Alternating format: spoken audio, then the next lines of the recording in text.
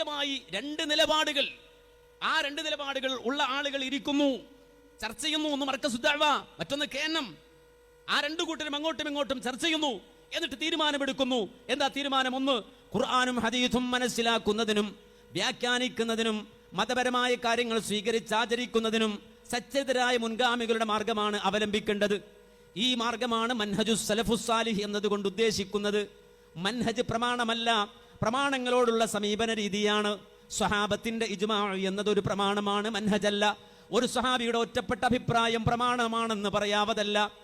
ആ ഒറ്റപ്പെട്ട അഭിപ്രായമാണ് മൻഹജുസ് സലഫുസ് സാലിഹ്, സച്ചരിതരായ മുൻഗാമികളുടെ മാർഗമെന്ന് പറയാവുന്നതല്ല. സച്ചരിതരായ മുൻഗാമികൾ അഥവാ അസ്സലഫുസ് സാലിഹ് എന്നതുകൊണ്ട് അസ്സാബിഖൂനൽ അവ്വലൂൻ സൂറത്തു തൗബ എന്ന ആയത്തിന്റെയും ഖൈറുന്നാസി എന്ന ഇമാം ബുഖാരിയുടെ ഹദീസിന്റെയും മറ്റും അടിസ്ഥാനത്തിൽ പൂർവ്വസൂരികൾ വ്യക്തമാക്കിയതുപോലെ ആദ്യത്തെ 3 തലമുറയാണ് വിവക്ഷിക്കപ്പെടുന്നത്.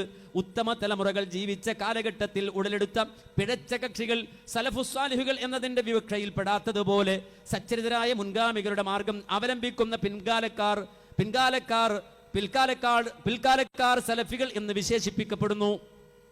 മനസ്സിലാക്കണം. എന്നിട്ട് മാത്രമല്ല, രണ്ടാമത് അള്ളാഹുവിന്റെ വിശിഷ്ട നാമങ്ങൾ എന്ന വിഷയത്തിൽ, അസ്മാ വസിഫാത്തിന്റെ വിഷയത്തിൽ നിലപാട് പറയുന്നു. മൂന്നാമതായി സ്വഹീഹായ ഹദീസുകൾ ഇസ്ലാമിന്റെ രണ്ടാം പ്രമാണമാണ്. ഹദീസ് നിദാന ശാസ്ത്രപ്രകാരം സ്വഹീഹായ എല്ലാ ഹദീസുകളും സ്വീകാര്യമാണ് അഥവാ മഖബൂലാണ്. സ്വഹീഹായ ഹദീസിന്റെ പ്രാമാണികതയെ വില കുറച്ചു കാണിക്കുന്ന തരത്തിലോ സാധാരണക്കാർക്ക് ആശയക്കുഴപ്പമുണ്ടാക്കുന്ന വിധത്തിലോ എഴുതുകയോ പ്രസംഗിക്കുകയോ ചെയ്യാൻ പാടില്ല.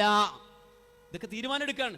നാലാമത്തെ തീരുമാനം, ജിന്ന് സിഹ്ർ വിഷയങ്ങളിൽ മുജാഹിദ് പ്രസ്ഥാനം നേരത്തെ ചർച്ചകൾ നടത്തുകയും നിലപാട് സ്വീകരിക്കുകയും ചെയ്തതാണ്. എന്നാൽ ഇതിൽ നിന്ന് വ്യത്യസ്തമായ അഭിപ്രായങ്ങളും ഉണ്ടായിരുന്നു. വ്യക്തമായ തെളിവ് അഥവാ നസ്സില്ലാത്ത ഗവേഷണാത്മകമായ അഥവാ ഇജ്തിഹാദ് വിഷയങ്ങളിൽ വ്യക്തമായ അഭിപ്രായങ്ങൾ ഉണ്ടാകാമെങ്കിലും വ്യത്യസ്തങ്ങളായ അഭിപ്രായങ്ങൾ ഉണ്ടാകാമെങ്കിലും പ്രബോധന പ്രവർത്തനങ്ങൾക്ക് ബുദ്ധിമുട്ടുണ്ടാക്കുന്നതും സാധാരണക്കാർക്കിടയിൽ ആശയക്കുഴപ്പം ഉണ്ടാക്കുന്നതുമായ അഭിപ്രായങ്ങളും വീക്ഷണങ്ങളും എഴുതിയും പ്രസംഗിച്ചും പ്രചരിപ്പിക്കാൻ പാടുള്ളതല്ല എന്നിങ്ങനെ തുടങ്ങിയിട്ട് തീരുമാനം എടുക്കാൻ. ഈ തീരുമാനത്തിലാണ് ഒപ്പിടുന്നത്. സ്വാഭാവികമായും നമ്മുടെ കൂടെയുള്ള ആളുകളോട് നമ്മൾ ചോദിക്കൂലേ, ഇങ്ങനെയൊക്കെ ഒപ്പിട്ട് പോയാൽ ഇതൊക്കെ കൂടെയുള്ളവർ അംഗീകരിക്കോ, അതല്ലെങ്കിൽ മറ്റെന്തെങ്കിലും പ്രശ്നം ഉണ്ടാകോ? അപ്പോഴാണ് മറുഭാഗത്ത് വന്ന ആൾ പറയുന്നത്, എന്ത്, നമ്മൾ ഒന്നിച്ച് പ്രമാണബദ്ധമായിട്ട് കാര്യങ്ങൾ വിശദീകരിക്കുകയാണെങ്കിൽ ആരും അതിനോട് വിയോജിപ്പ് പ്രകടിപ്പിക്കുകയില്ല. കാരണം പ്രമാണം ഉന്നയിച്ചുകൊണ്ടാണല്ലോ നമ്മൾ പറയുന്നത്.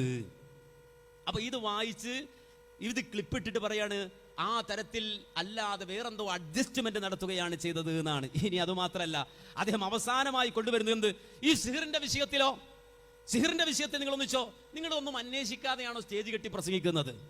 ഒരു കാര്യത്തെക്കുറിച്ചും അന്വേഷിക്കാതെയാണോ നിങ്ങൾ സ്റ്റേജ് കെട്ടി പ്രസംഗിക്കുന്നത്? കേട്ടോ, 23/5/2017 ചേർന്ന KJU യോഗ തീരുമാനം, ആ തീരുമാനം നോക്കൂ. ഇവിടെ കൃത്യമായി 23/5/2017 കേരള ജമിയത്തുൽ ഉലമ മദീനത്തുൽ ഉലൂം ലൈബ്രറി ഓഡിറ്റോറിയത്തിൽ ചേർന്ന സിഹിറിന് ഹഖീഖത്തും തസ്ഹീറും ഉണ്ടെന്ന വിശ്വാസം ശിർക്കാണോ എന്ന വിഷയത്വം സംബന്ധിച്ച ചർച്ചകൾക്ക് ശേഷം ഏകകണ്ഠമായി കൈക്കൊണ്ട തീരുമാനം. എന്താ തീരുമാനം? നിങ്ങൾക്കിവിടെ വായിക്കാൻ കഴിയും. മാരണം, കൂടോത്രം, ആഭിചാരം എന്നീ അർത്ഥത്തിലുള്ള സിഹിർ മഹാപാപമാണ്. അത് ചെയ്യുന്നതും ചെയ്യിക്കുന്നതും ഹറാമാണ്. ഈ അർത്ഥത്തിലുള്ള സിഹിർ ഒരു വസ്തുത അഥവാ ഹഖീഖയാണ്. ഇതിന് പ്രതിഫലനം അഥവാ തഅ്സീർ ഉണ്ടാകാമെന്നതാണ് അഹ്ലുസുന്നയുടെ ഭൂരിപക്ഷാഭിപ്രായം. കാര്യകാരണ ബന്ധങ്ങൾക്ക് അതീതമായ വിധത്തിൽ സിഹിറിന് പ്രതിഫലനം ഉണ്ടാകാമെന്ന വിശ്വാസം ശിർക്കാകുന്നു.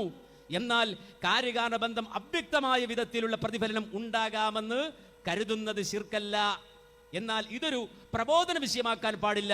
സിഹിറിന്റെ വിഷയത്തിൽ വ്യത്യസ്തങ്ങളായ അഭിപ്രായം ഉണ്ടെങ്കിലും പ്രബോധന പ്രവർത്തനങ്ങൾക്ക് ബുദ്ധിമുട്ടുണ്ടാക്കുന്ന വിധത്തിലോ സാധാരണക്കാർക്കിടയിൽ ആശയക്കുഴപ്പമുണ്ടാക്കുന്ന വിധത്തിലോ ഇത്തരം അഭിപ്രായങ്ങൾ എഴുതിയോ പ്രസംഗിച്ചോ പ്രചരിപ്പിക്കാൻ പാടില്ല. അപ്പൊ ഇത് നിലപാടാണ്. ഈ നിലപാട് അതിന്റെ ചുവട്ടിൽ കാണാം. എഴുതി ഒപ്പിടുന്ന ആളുകൾ TP Abdulla Koya Madani, CP Umar Sullami, PP Unniyankutty മൗലവി, മരണപ്പെട്ടു പോയ അള്ളാഹു അദ്ദേഹത്തിന്റെ ഖബറിനെ വിശാലമാക്കി കൊടുക്കട്ടെ, മുഹമ്മദ് മദനി, മാത്രമല്ല അബ്ദുൽ ഹസീബ് മദനി, അസ്ഗർ അലി, അബ്ദുൽ ഹമീദ് മദീനി, അവിടെ നിങ്ങോട്ടുള്ള ഓരോരുത്തരുടെയും പേര് അവസാനം 28 ഹുസൈൻ മടവൂർ, 29 അബ്ദുൽ മജീദ് സ്വലാഹി അടക്കം എല്ലാ പണ്ഡിതന്മാരും ഒന്നിച്ചെഴുതി ഒപ്പിടുകയാണ്, രേഖപ്പെടുത്തുകയാണ്.